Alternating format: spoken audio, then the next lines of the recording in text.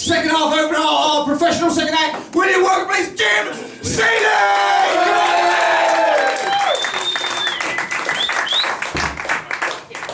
Evening all. Evening all. It's actually very, very nerve-wracking being up here, but luckily I practiced this whole set last week in front of a live audience at the local old people's home. And I think it went well. They all pissed themselves anyway.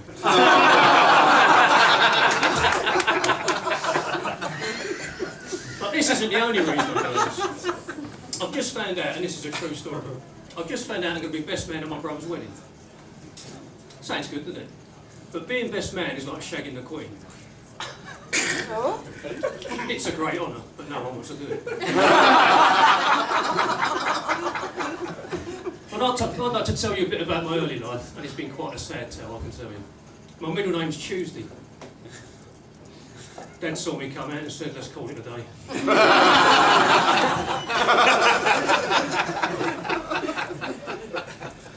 When I was born, Mum said to the doctor, will he live?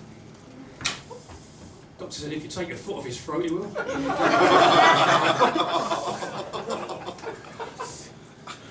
I realised I was an unwanted baby when I saw that my bath toys were a toaster and a hairdryer.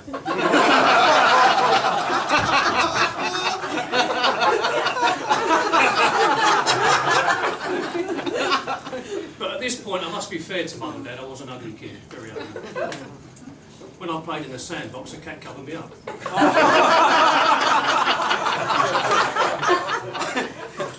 And there was no respite from the other kids either. When I played in the street, they covered me in chocolate and cream and put a cherry on my head. Life was tough in the ghetto. But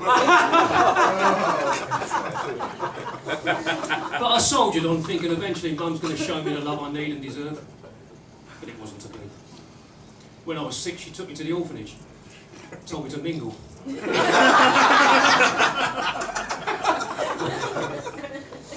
So it was no wonder really that I turned to drink. And when I was 14, Dad caught me drinking. I said, Dad, that's the first time. He said, that's a lie, son. No one ever gets caught first time. So the next day I went out and robbed a bank.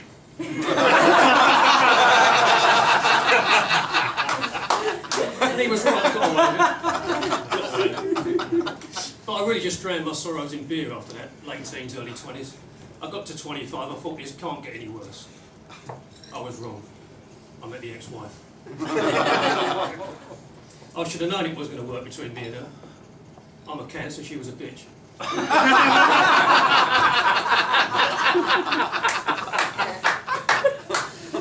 She was a very big woman, very big. She fell down the stairs once, I thought EastEnders was just finishing.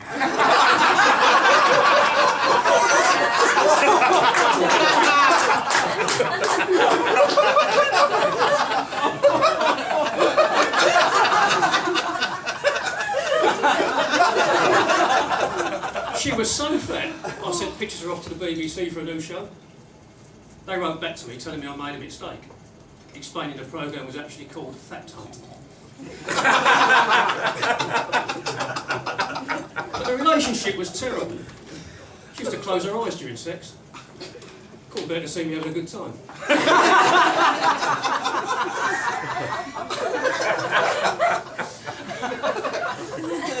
Every time she orgasmed, she punched me in the face. I didn't mind till I found out she was faking them.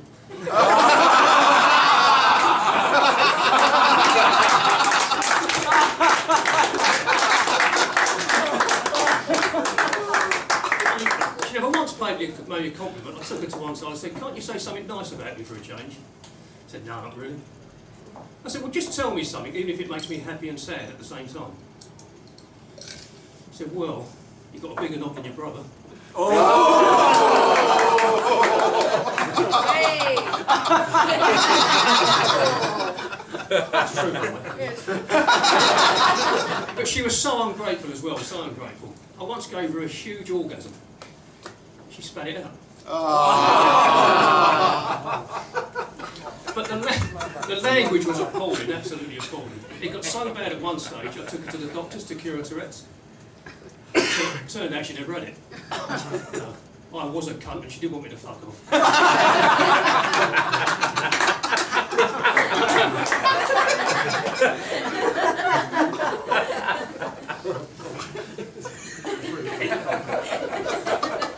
help actually that she went for the change early. You know, so to be fair, it was depressing for her. But it wasn't easy for me either to start calling her Nigel. But we eventually split. It was for the best really, but the final straw was when I went through one of her drawers in the bedroom. Opened up the drawer, I saw a policewoman's uniform, French maid's outfit, and a nurse's uniform. I had to get rid of her after that. She clearly couldn't hold down a job. So we split, but even in a shit relationship like that, you do wonder what went wrong, you know, what was it? Could it be she was dissatisfied with my body? A small part of me says yes.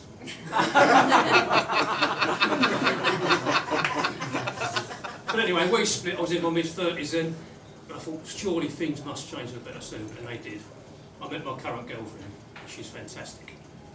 She always laughs during sex. Whatever she's reading. Well, she has some fun too, you know. She likes to talk to me during sex as well. Just last week she phoned me from a hotel.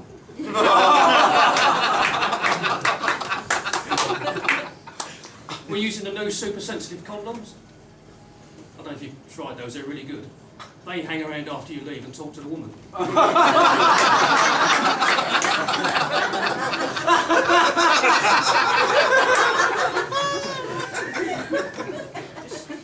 We like to role play as well. We do a bit of role play. She pretends she's Catwoman.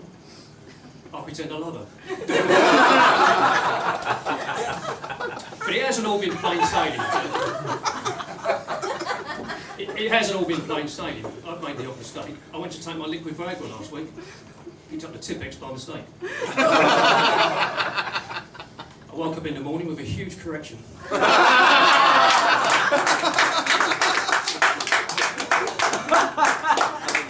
What a cock up. And I really upset her badly actually a few months ago. It was early February. She said, "Where are you going to take me on Valentine's Day?" Apparently over the kitchen table wasn't what she wanted to hear. But no, seriously, the missus is great, but we've been together quite a while now. And you need to jazz things up a bit, don't you? Things get a bit samey, you know, we've tried her on top. Me on top. The dog on top. That was a joke, by the way. We haven't really tried the dog on top. We ain't got a dog, we use a hamster. But you know, you need to jazz things up a bit. So now we're into kinky sex with chocolate. It's an M&M.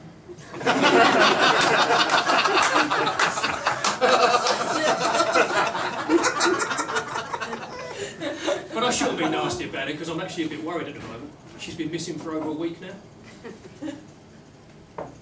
The police have told me to prepare for the worst. So I went to a charity shop and got her clothes back. No, she's fantastic. Mrs. is fantastic. But just like to say, final thing on relationships, whether it's going well or badly for you, there's always hope for everybody. Anybody can get a date. You've all heard of Stephen Hawking? Stephen Hawking had his first date for 10 years last week. He came back, his glasses were smashed. He had a broken wrist, a twisted ankle and grazed knees. Apparently she stood him up.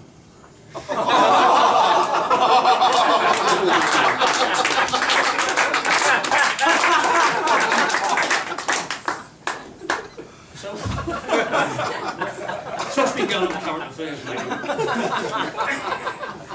The Vatican's been in it a lot, isn't it, the Vatican? I mean, it's like the Pope before last now, isn't it, resigned? The one before last? Yeah. The first Pope to resign for 700 years. I mean, what's happened there? He's obviously done something so unusual, even the Catholic Church can't tolerate it. Do you know what I reckon? I think he's fucked an adult woman. With consent.